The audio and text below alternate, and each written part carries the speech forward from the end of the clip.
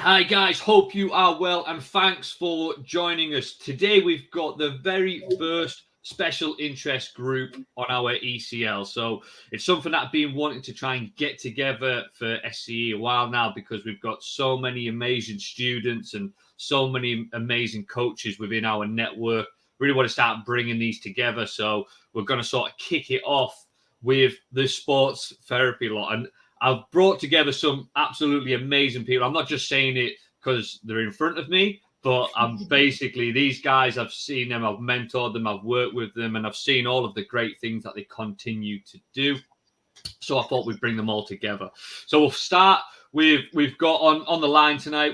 Today we've got Chris Hugenhout, so PT physio assistant. Working with a physio, we're working with a football club out in Amsterdam. So he'll have a bit of a different accent and we'll be able to pick up on that. He's been under the tutelage of one of the top sports physiotherapy centres in Holland as well, working with athletes from all around the world. So he's got a real good wealth of experience of working as a PT, as well as doing his studies, as well as going into the world of high-end sports therapy as well. We've also got Charmaine Ho on the line, who was our 2020 sports therapist of the year. Charmaine, it'd be easier to tell me what Charmaine hasn't done because we'd hear less time. But just in a nutshell, she works in sports medicine, got a postgrad in sports and exercise medicine, masters in sports medicine, and looks after 3 male rugby teams. Doing pitch side physician, and she also straps on a pair of rugby boots every now and again to get her own run out. And on top of that, she runs her own gym, delivering sessions and doing one-to-one sessions as well. So apart from that, I think she's probably got 20 minutes a day to eat and sleep. But yeah, Charmaine's on the line as well.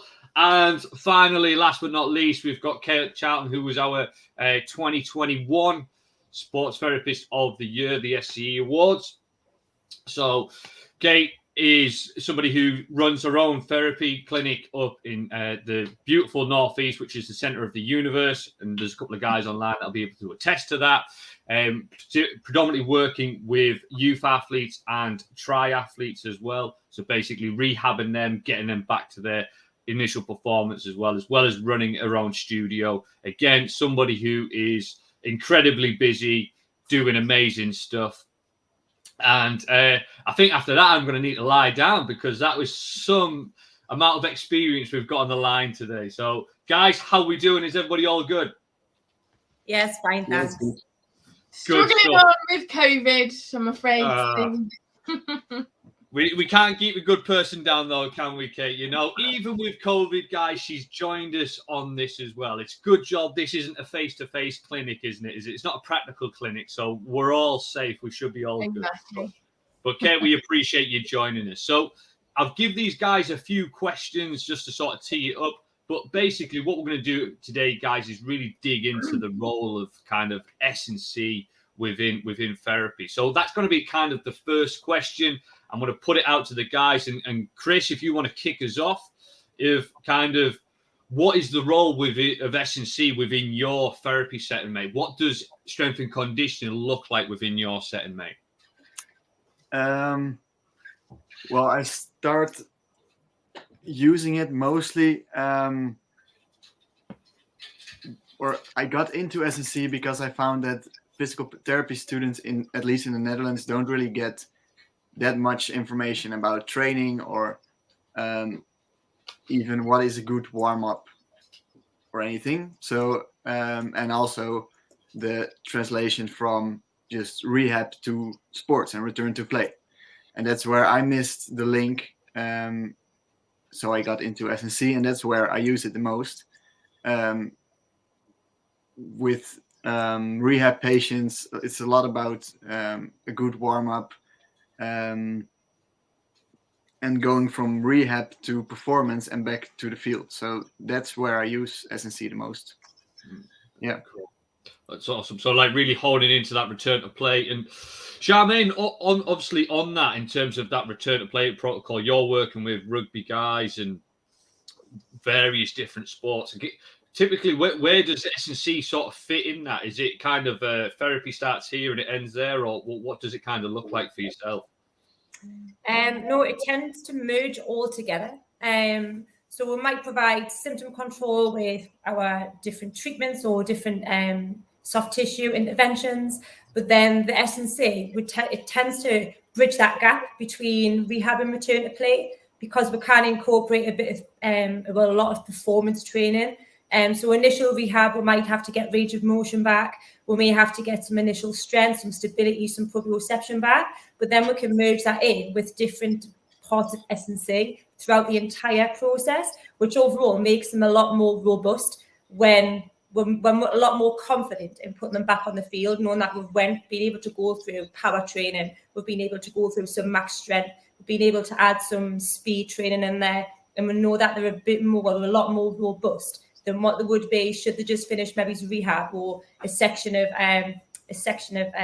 rehabilitation and then just put them straight back to the coach. Tend to bridge that gap a little bit.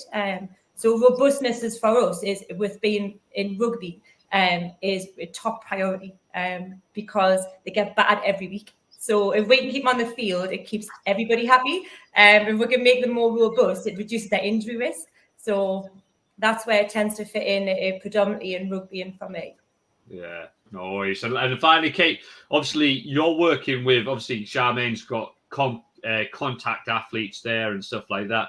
Your guys, I imagine, is typically more chronic overload in terms of the triathletes and doing too much. So what does kind of S&C look like with your guys and stuff? Yeah, I think for me, I've come from a slightly different angle because I'm not working with many clubs. I now have a couple, but it's more individuals. So when I set my business up, I wanted to kind of step away from the more traditional type of physio, which is you just fix a problem and then send them away.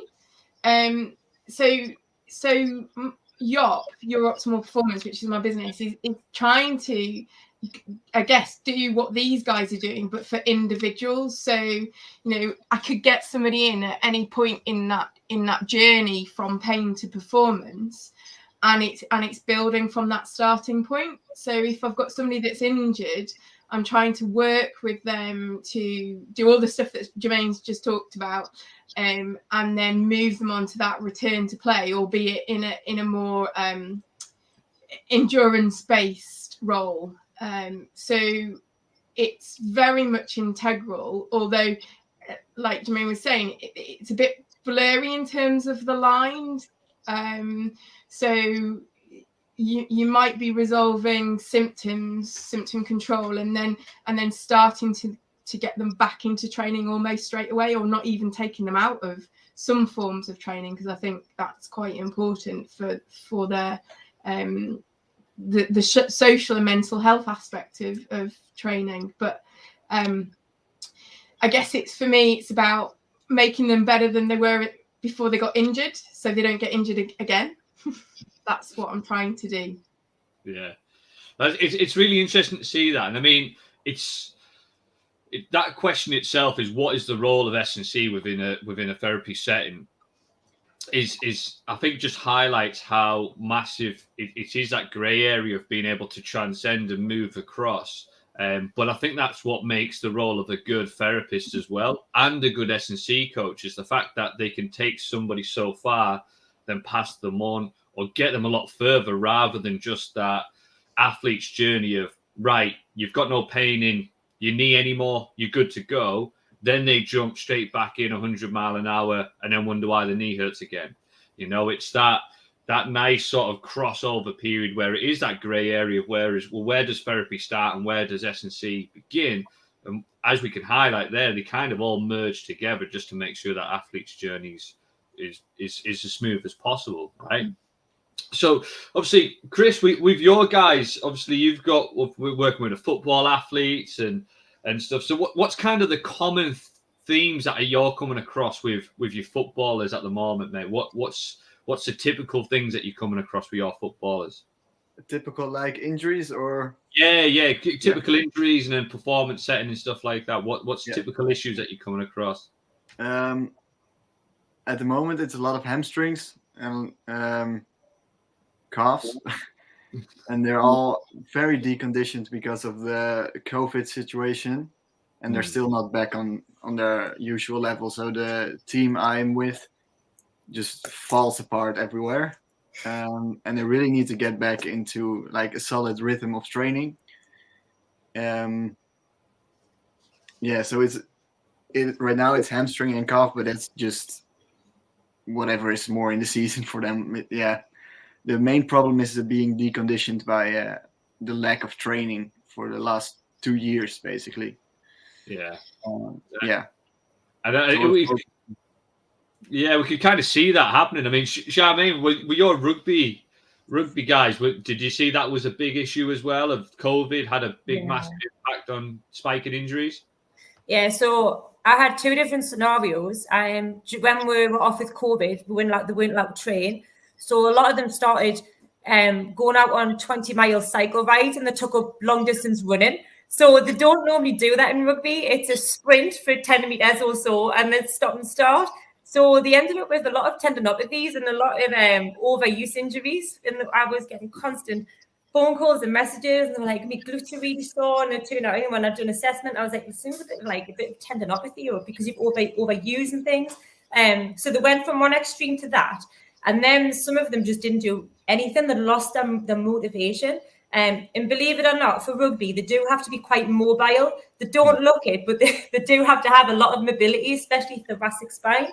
So when they came back to training, it was sort of, you can train in small groups of 6. And then like 2 weeks later, they were allowed to do contact. So I was like, hang on a minute, there's been no build up to this contact scenario. They haven't done it for a year. And then all of a sudden, within 2 weeks, they can then go to full-blown contact. So I was a bit standoffish. I had some issues with it, but we followed the guidelines. They went straight back into contact. And the injury list was just as long as my arm, because they didn't have the mobility and they didn't have the technique, and they needed a bit more time to build up. So the first 4 months, it was just horrendous. But then aside from COVID, they play on different fields. So we'll have grass fields, and then they'll have the plastic pitches, the 4G. So they're becoming more common now. So at the minute, I've got a lot of tendinopathies because I think it's that overload, that biomechanics deficiency somewhere, where they're overloading too much, and it's that chop and change of fields, and maybe footwear's involved. So at the minute, that seems to be my most common injuries, as well as burns because of the 4G when they're skidding on it, and some bursitis. So they've got enlarged burses, suprapatellar burses, because of all around the knee, just because of the contact with the ground on these 4Gs. So at the minute, I went from the COVID injury list to now the different types of grasses, the different types of fields. Alongside the normal contact and collision that we just get in regularly, shoulder injuries, just the general hamstring, that's your normal regular. But yeah, so that's that's where we face with injuries and at the minute. Oh, wow. just chucking that in. I mean, and I think as much as we sometimes we can oversimplify things, right? We say like this can't possibly make a big difference, but when you dig into the detail and going, actually, the hamstring's going to react massively different from an artificial surface to a grass surface. Those contacts, the shear force that's going through it, these all mount up. So we need to be mindful of that. So anybody who's kind of watching this and thinking about where do you train and what you do on a regular basis, this is why environment is such a key thing to consider as a coach and a therapist, right? Which is where the S&C works really well, because when we're getting control of the injury, we will then put environmental factors in, and we'll take them on to the field and do a lot more speed work with them and do a lot more power work in their environment rather than keeping them in clinic. And rather than keeping them in the rugby, like the gym we've got next door, we would take them outside and try and robust them up to that before we send them back. Which is where, again, we're merging that S&C with the rehab. Tends to all work together. Nice. And so in Kate, on that, COVID, obviously in the early days, well, obviously everybody was kind of indoors, but triathlon and running and everything else like that, I bet the guys were just sort of like, this is great, I'm getting paid to stay at home, and then started to train like full time. Geraint Thomas or some of these elite athletes, I could follow the Brownlee brothers training plan. So what was kind of the reaction with quite a few of your guys from the triathlete and the endurance-based sector? What was the issues that kind of COVID chucked up for you? Yeah, I think it really mixed picture, like these guys have said, because depending on personality, they either went totally overboard or stopped completely. And that was very much a personality and how that life away from their normal structure affected them. I think, excuse me, what I found was when they came back and clubs started to come back into,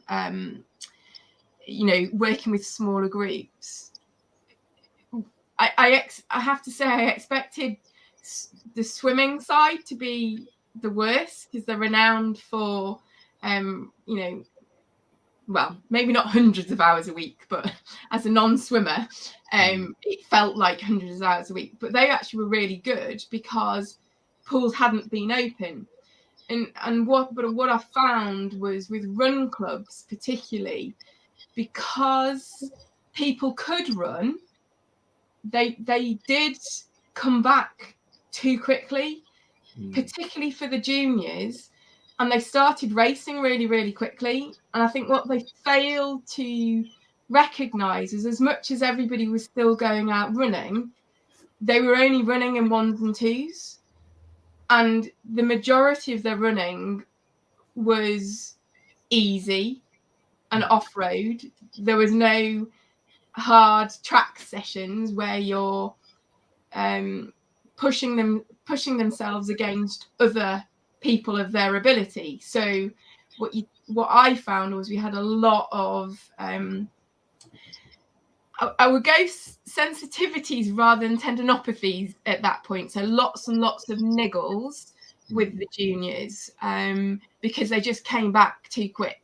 And then because they'd been starved of competition, they had to do everything, wanted to do everything, and the clubs wanted them to do everything. And there was no real joined up, well thought through plan. I think that's a bit of an issue generally with triathlon as well, because the kids that are competitive want to be super competitive, swim with swim clubs, run with run clubs, bike with cycle clubs, or they don't bike, and then are a member of a triathlon club to pull it all together. But there's not a lot of coordination, and I don't think many triathlon clubs outside of universities have got the level of quality and volume of training that the kids want and like, need, that's coordinated enough. So you've got high volume of everything. So that was the stuff that I found. And then generally, it's I took this question differently, because I was like, my main problems with all athletes is three things: stopping and start, boom and bust. So they get a niggle, they stop, they have 2 weeks off, start again, maybe get away through a week or two, then have to stop because it's not resolved. Surprise. Then that gap gets shorter. So we saw that a lot and see that generally. Going back too quickly, so we've already said that, as soon as it stops to hurt, they start back again. And then, funnily enough, it starts to hurt again a few weeks later because they've not done anything different. And also a despondency. I think all athletes think that they get injured, and they might have been suffering with this for months and months and months, but they think if they see a physio twice, it'll be fixed.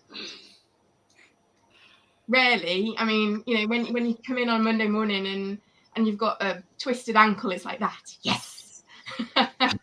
You know, it's a relief. There's so much work you can do, but it's such a relief rather than somebody coming in and going, yeah, I've been struggling with this for, I don't know, 2 years.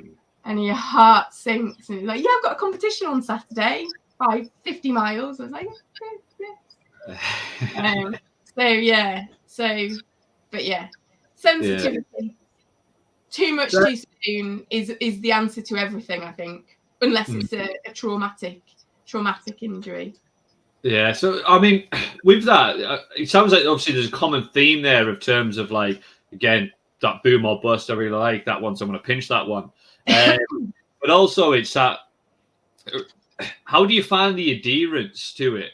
Because obviously, I think when you're working with somebody within a sport, they are always outcome based, right? It's, I've got to play the game, I've got to win the race, I've got to hit this marker and stuff like that. So if they're doing kind of some of the rehab type stuff or any sort of physio based exercises, that's taking them away from the fun stuff, right? So do you reckon that's where the biggest problem comes with adherence, or do you reckon there's some other issues there that you guys face that stops the athletes adhering and following a program?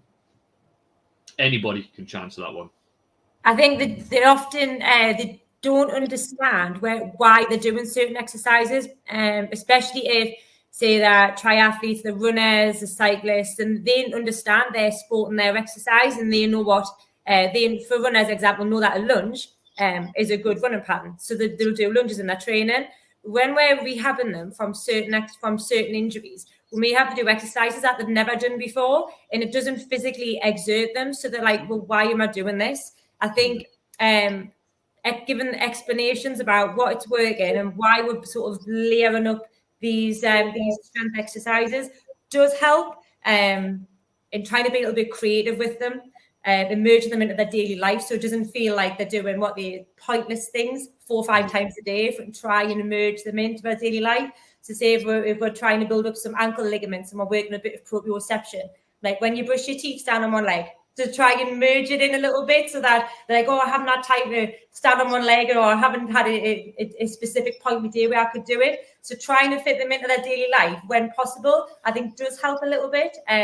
Not always, but it does help. And giving them a bit of more information about what it's working, and that you've got to build the pyramid from the bottom, not the top down. And then setting goals that are really realistic. So not telling that, okay, in 4 weeks' time, you'll definitely be fixed. They always ask for a time. So when will it be better? When can I start running? Or when can I go back to playing? Just trying to be realistic and set sort of smaller goals and say, well, possibly in 4 weeks' time, we might look at doing this, but we may have to regress it. We might get you there sooner. But trying to be realistic about it, I think sometimes does help. But again, not all the time. So anything you've got, I'm taking it on board. Any other ideas, throw them my way. That's all. So, Chris, obviously with the footballers, obviously, if you take a football away from a footballer for more than, 20 minutes, they start to shake and rattle in the corner and stuff like that. But obviously that's a big part of it. So what's the issues that you predominantly face with those guys? Is it literally just trying to rein them in, or what is it that you see with those guys over there? Well, they get very bored when there's not a football around.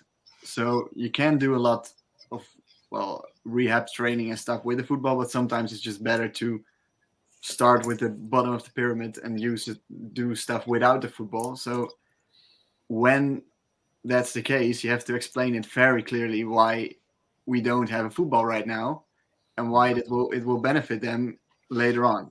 So then again, like I said before, the knowledge about why are you doing this, that's the key to the adherence to your rehab program. Yeah, and then just hopefully they don't get bored. Yeah, that's it. Just keeping them in, and because I think that's a big thing, right? Because I've seen it with many times, and I've seen it guys who end up getting injured, especially at rugby club and stuff, and all of a sudden they hate the thought of getting injured because they get taken away from the team environment. It's normally just them and the therapist working through this kind of sometimes quite boring exercise because it's kind of what's needed.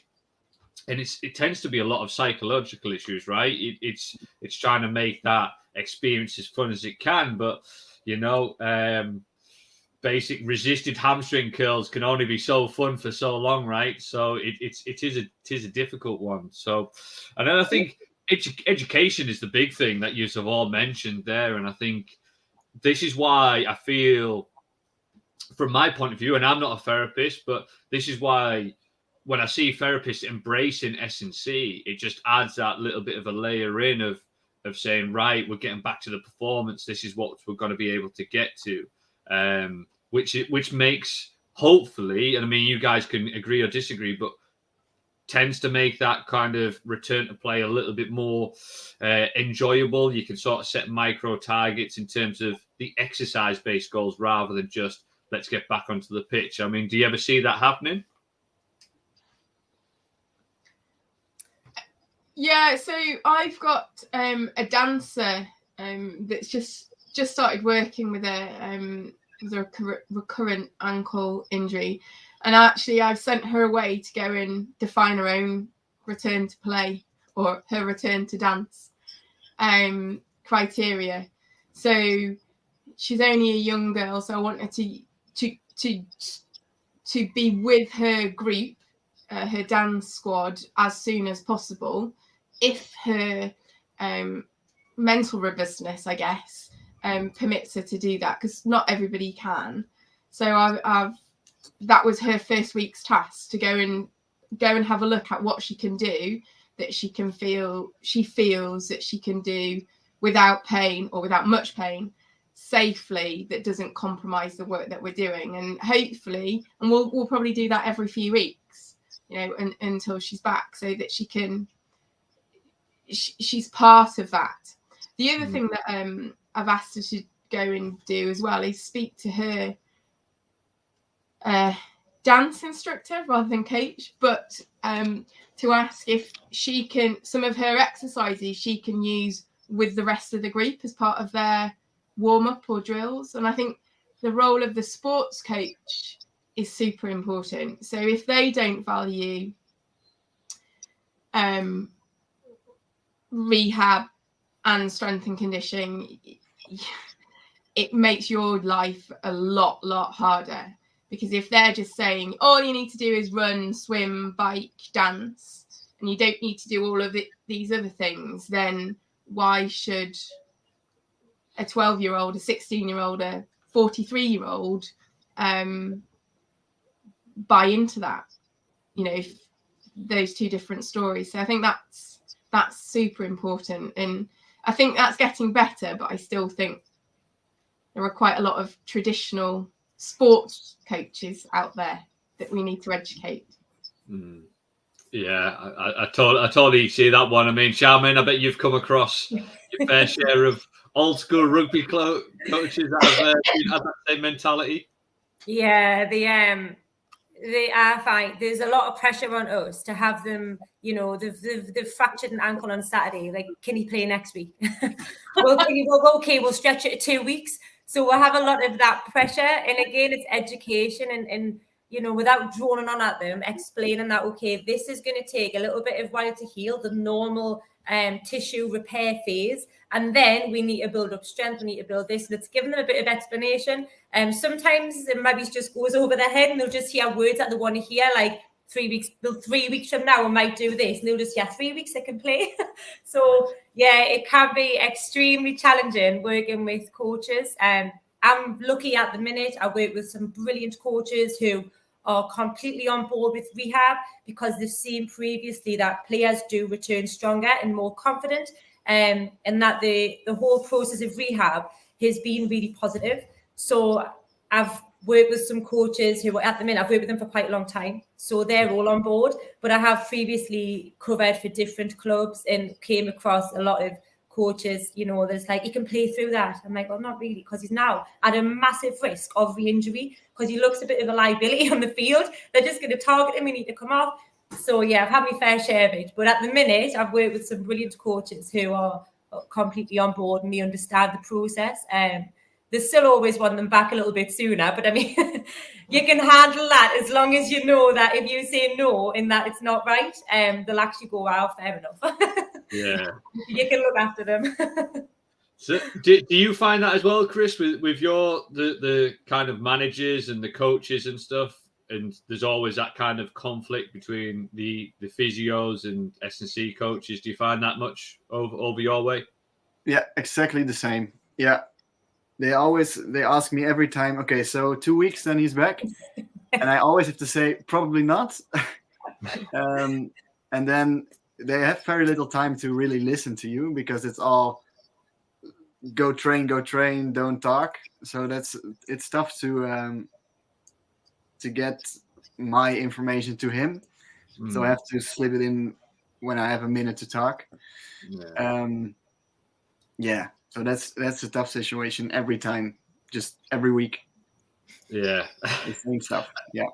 So I think this highlights the importance of, and this is where my S&C brain comes in, and again, it goes back to a mistake I made, was not gathering enough data on the athletes that I'm working with. So I suppose this is why we always batter on about performance benchmarks and what the athlete can and can't do, and making sure that you've got a measure on that. So because that's black and white data, right? You can present that to the coach and just say, well, pre-injury, they were hitting 10-meter sprints at this time, or they were squatting this, or they were doing this. Now they're kind of running a straight line without the hamstring looking like it's dead, that kind of thing. So with that in mind, you guys, is it trying to get, obviously we don't want to drown in data, but is there any sort of key metrics that you're kind of looking at that you can present to the coaches? Is that what you guys are always trying to get in now? You're coming at it from an S&C point of view. It's a bit of a curveball question. I didn't give you that one prior, but there you go. For data, pre-season is when we do a lot of the data collection. Throughout the season, probably not as much as what we should, just due to the busyness of the clinics and the time. So we'll get 20 minutes per athlete, and Spurs might have 12, and we're in the clinic for 2 hours. So it's very fast paced. We get, injuries. It's a bit like a walking centre. They can come in 1 week with symptoms of a bug, food poisoning, and then it might next week or the next one could be an injury. So it's a bit like a walking centre, in all honesty. During the season, next season, I've already had a chat. I work as part of a team in one of my main clubs. So we've already had a chat about implementing this more next season because we know that it's going to be really beneficial. But pre-season's often where we collect a lot of the data. But next season, we have talked about making it more of a regular occurrence. We've just hired another team member just to spread us out a little bit more. It gives us more availability to do the more hands-on rehab and more data collection, basically for the coaches as well, which is what you've just mentioned. So we're implementing that more next season because we know that it's going to be helpful.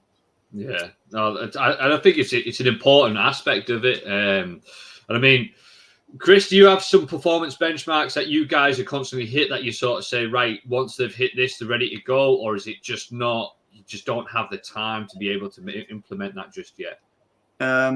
No, we don't have the time. And also I don't work there long enough to have seen maybe pre-season if there is a way to test anything. The only benchmark we use is that they have to train 3 times without any complaints with the team before they can join the games in the weekends. But other than that, no testing or measurements. No. Yeah, cool. Sadly enough. Yeah, well, that's like a nice little task for you in the coming years, mate, isn't it? So exactly. Yeah. And obviously, Kate, you guys obviously on the bike, everybody's trying to improve their FTP and obviously time trial races and stuff like that. So I suppose, is that a measurement that you bring into quite a bit, or do you have something, a bit of a regress version for that? I think firstly, it's something that we probably need to we definitely need to get better at, because I'm not working in a set club environment. Really, I'm working more with individuals. I have own, individual metrics in terms of how they're progressing.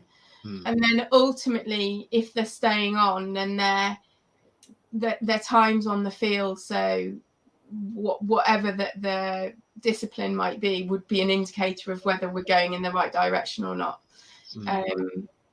Be it FTP or running 5K, 10K.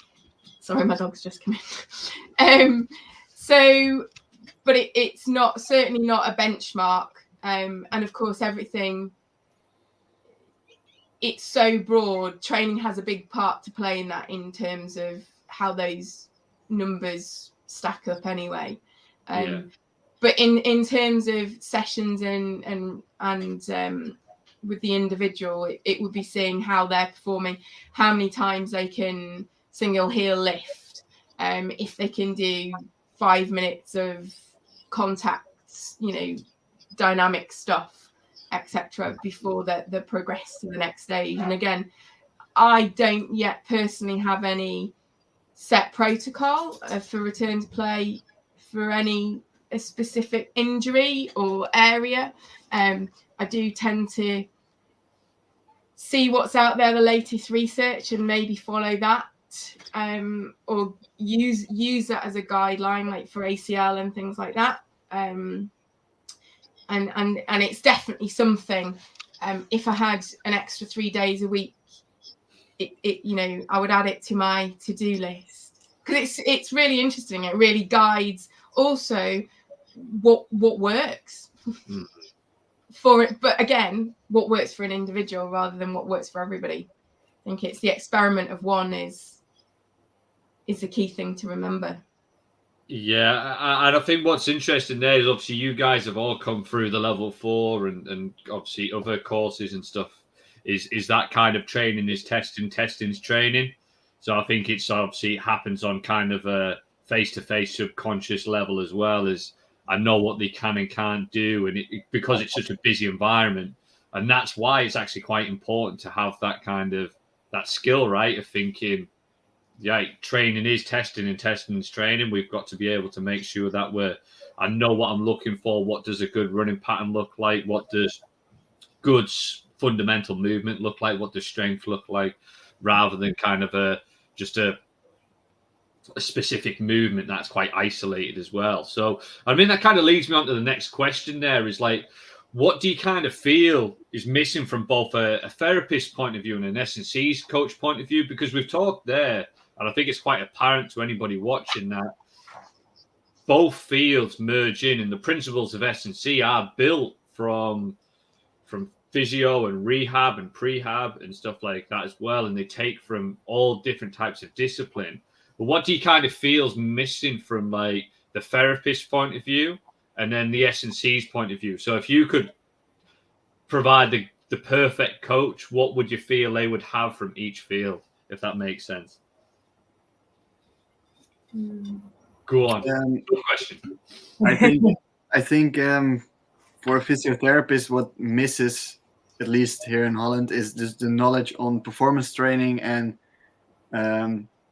what we said at the beginning, the gap between rehab and return to play is massive if you don't implement a bit of S&C to merge from the injury to real full return to play. So that's what's missing in the physical therapy, I think. Yeah, I would agree with that. I think the psychology as well. So I know we've done a lot of this on the strength and conditioning course. If you take somebody who does their sport completely away from their sport, it's like a sense of detachment. And nobody likes to feel detached from something. So that psychology just, diminishes. If we can maintain a really good state of psychology, their rehab tends to go much better. And they're a lot more positive about the rehab. So if someone comes into you and they're detached from what they love doing, and then all of a sudden you're giving these exercises, if you don't explain what they are and they're boring, their adherence level is really low, their psychology is really low, and their motivation to do them is also really low. So I think keeping them with the rugby guys, I always bring them for rehab on the day of their training so they never lose momentum.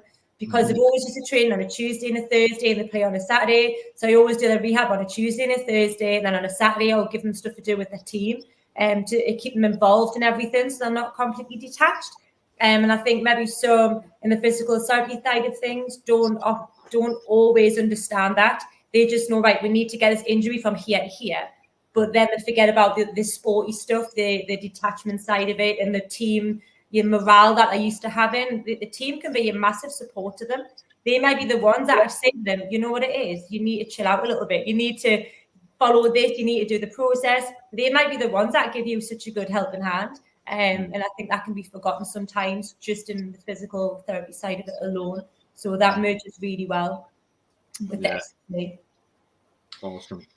And I think for me, when I trained as a physio, which wasn't very long ago, although actually think about it, it's longer than I thought it was, we didn't get any S&C train. You know, we had 2 hours. So I knew more because of the stuff that I've done with SCE and previous qualifications. I knew more than the physios that were teaching me. That may be different now, nearly 10 years later, but I'm not actually sure it is much different. I think also when you go and do a degree in physiotherapy, certainly in this country, it's a very, very broad degree. So musculoskeletal physiotherapy isn't the only thing that you're doing. So, and I would say more than 50% of physios aren't remotely sporty, actually. So, you know, you were talking about the psychology side. I mean, I knew all that, and we did get all the psychosocial stuff when we trained, but whether I got a lot of the sporty side from physio or whether I've got it through other courses or just through, I don't know, maybe a bit of common sense. I don't honestly remember. But yeah, I think we physiotherapy degrees need to have more time spent on the actual how do you get stronger, and those principles around that. I don't think there's enough of that. And then taking it further into that return to play, because that's a cursory. But again, as I said right at the beginning, traditional physiotherapy isn't about returning to play. It's about fixing a problem. Yeah. You could translate that if you've got, say, in physiotherapy, you might work with the elderly population and then pediatrics. You might have an incontinent 80-year-old who all of a sudden you really give her the skills to stand up quick in case she needs to get to the toilet quicker, rather than going through all of the slow process of strengthening the legs and strengthening the hamstrings, strengthening the glutes, posture, how to sit correctly, which is absolutely vital. But then if she knows she needs to go to the loo, and then we do a little bit of S&C where she can stand up with speed, that might just be that little bit of even a little bit of motivation or a little bit of confidence that I can actually get to the toilet time. So we just take it from physiotherapy and working with different populations and how it can be merged into not the sporty people. That could be a game changer if it was introduced into physiotherapy.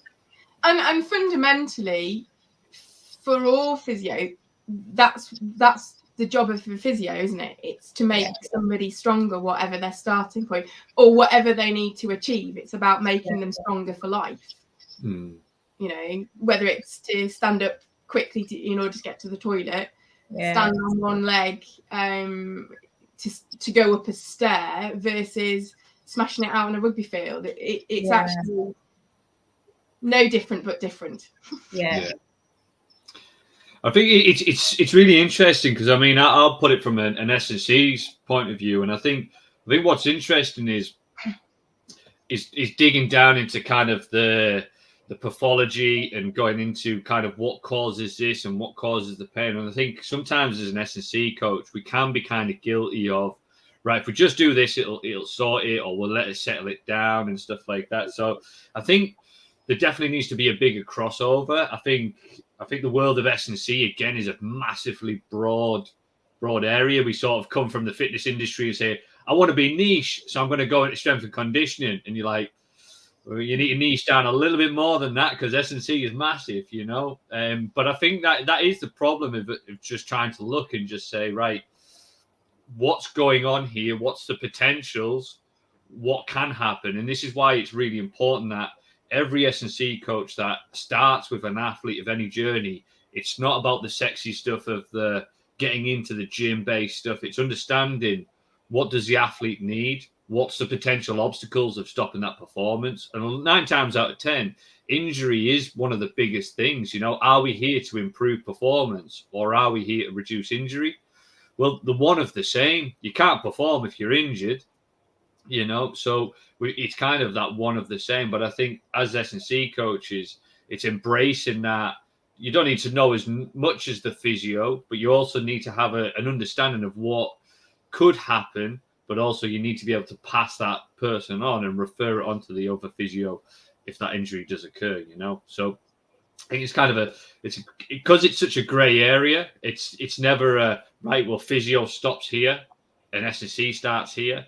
It's kind of because it merges into one. Like we've said on this call numerous times, it's always difficult to have that kind of step there. So, but guys, obviously we've chatted a lot there. We've got some great information so far. So just kind of the one last question from myself, and I'll let you crack on with your uber busy days because I know you guys have got loads on. So last little bit, there'll be people in here who'll be like physios, there'll be therapists, there'll be S&C coaches, there'll be personal trainers, or just fitness enthusiasts. It's kind of knowing what you know. What kind of top tips would you have for physios and therapists who are looking to like add S&C into their kind of remit? You know, feel like they need to know a little bit more. What would be your top tips for those guys? Not everything's textbook. Just be prepared to adapt. I think just be adaptable. Makes your life much easier. Yeah. I think if you want to do it, you need to go and get a decent qualification. So, you know, I'm sat here at S.I.G, so obviously I'm going to recommend you guys. That's who I've done most of my training with. But I think that's really important because there's so much out there and you'll get baffled. So pick one way initially and then follow that, get all that learning and then learn from other people. And absolutely, you know, it's the experiment of one. Yeah, I'd say go do a course and then start training like an athlete so you know how it feels, and then imply what you've learned to 1 patient or 10 patients or whatever is possible to just test out what you've learned and see where it gets you. Yeah. Can I add one more thing? I think that if you are genuinely interested in helping somebody, supporting somebody, interested in what they want to achieve, and everything you do will therefore be with the best of intentions, you can't really go wrong. Might not work, but you can't really go wrong. And it's because you're coming from that perspective, it's more likely to go right than it is to go wrong, as the research tells us. Yeah. That's really cool, that, and I think, like I say, a massive shout out to thank you very much for recommending S.I.G and stuff. But I think it does seem like, obviously, just chatting to you guys here, is there is that need, but there's also a massive opportunity there for a lot of therapists who can really own that return to play kind of sphere. Because if the current physio system is set up of you've got a knee problem, I'm going to fix the knee problem, and then once that's done, that's it. You know, there's that massive gap there, which isn't just go back to your sport, you're fine. There's lots of therapists out there that could take a massive. Mate, there's enough injured people out there. Don't worry. As long as you're not in the northeast. If you're in the northeast, that's off bounds, you know. But it sounds like there's a great opportunity for a lot of people who need to get out there and educate the importance of that return to play, not just the actual athlete, the end user, but also the sports coaches and anybody else who's involved in that training process, right? It sounds like there's a big job to be done on education of this return to play. I don't know if you guys would agree with that. Yeah. Yep. I think even for the coaches, even if they weren't interested in actually being practical hands-on with strength and conditioning, I think they should do the training anyways, because it does help them understand. If they understand, they'll understand where we're coming from, and it makes everybody's job a little bit easier. So even if they didn't want to actually get involved in the hands-on, gaining a knowledge about it would just be so helpful. And that goes for, say, physios, other therapists, the coaches, the sports doctors. It would just make a massive change, I think, to the athletes, because then everybody's on board for them, and you won't have this, can they play next week? Because they will know actually, they need a bit more time for this, and it would make a little bit, I just think it would make a massive difference, to be honest. Mm.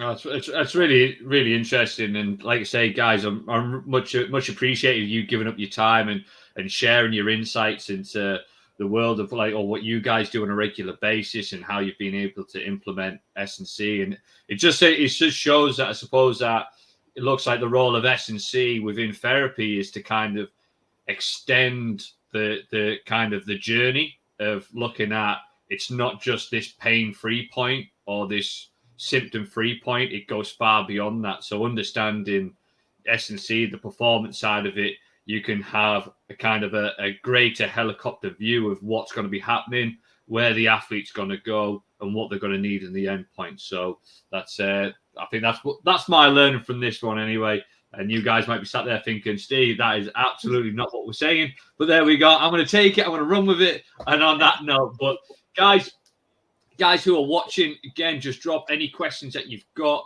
This is a pre-recording, so we will come back to the questions if you've got. Chris, if anybody wants to reach out to you, mate, where's the best place that they can drop you a message to discuss what's happening over in Amsterdam, Holland Way for you, mate? Either the Facebook group or my Instagram. Yeah. All right. Cool. Yeah. So head over to the Elite Coach Network. You'll find Chris in there. He's always posting some good stuff in there as well. So reach out. Charmaine, if anybody wants to reach out to chat about what you're up to, where's the best place for them to catch you? So either in the group, the Elite group, or I have a business page, which is Infinity Fitness Gym and Sports Medicine Clinic. So that's my gym and clinic, or Facebook. Be on Facebook. I'm on there as well. So any of those. Good stuff. And then Kate, if anybody wants to reach out, Your Optimal Performance on Facebook and Instagram, and I'll work the technology and respond. And on that note, guys, thank you very much again for giving up your time. I've absolutely loved this. We could probably make this a 5-hour chat, but we've all got stuff to do. So on that note, thank you very much once again. And for everybody watching, thanks for watching, and we'll catch up again